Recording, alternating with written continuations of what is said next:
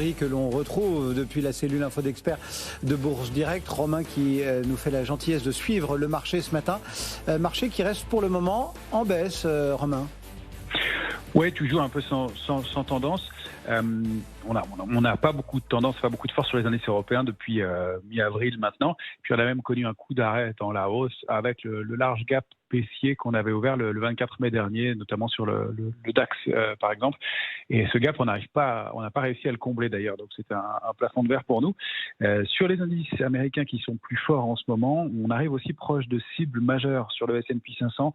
La grosse résistance 4273, on s'est arrêté dessus, on l'a débordé un petit peu et puis on a clôturé sur ce niveau pile précisément hier.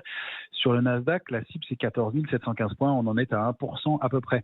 Or, ça, ce sont des très très gros niveaux puisque ce sont des résistances sous lesquelles on a accéléré à la baisse et ce sont à partir de la rupture de ces niveaux-là qu'on avait invalidé la tendance haussière à partir de 2022. Donc, ce sont des figures de retournement qu'on avait construites pendant un an avant de passer sous ces niveaux. Donc, ce sont des gros plafonds de verre.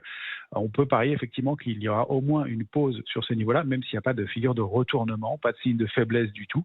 Et effectivement, ce que disait Mathieu était intéressant sur le VIX, sur la volatilité, donc sur le niveau de stress sur le S&P 500.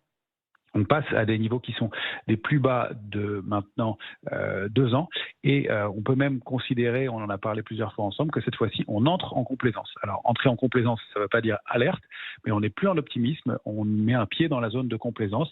Sur le VIX, moi je l'ai fixé un peu arbitrairement entre 12,10 et 15,40, on est à 14,88.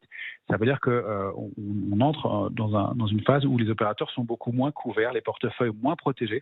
On le voit sur le CAC 40, c'est presque une option d'achat pour une option de vente. Donc sur les indices américains, c'est moins de couverture, moins de protection dans les portefeuilles. Alors après la complaisance, il y a aussi l'euphorie. Donc on a encore le temps, mais on doit être effectivement un peu plus vigilant à l'abord de résistance majeure. Ceci dit, dans ce marché qui manque un peu de driver en Europe, on voit toujours pas mal d'activités sur les small et mid caps. Il y a de très beaux mouvements. On a pas mal profité sur des valeurs comme Calray ou Carbios, dans des secteurs complètement différents, mais qui donnent des signes de force et d'intérêt. Donc il y a quand même des choses qui se passent sur les valeurs. On n'a pas, encore une fois, de pression baissière. Un tout petit peu la semaine dernière, elle a été invalidée. Donc pour l'instant, c'était un marché qui a l'air de vouloir consolider un petit peu, ce qui est relativement normal compte tenu du parcours et puis compte tenu de la période et du manque de driver avant au moins une dizaine de jours maintenant.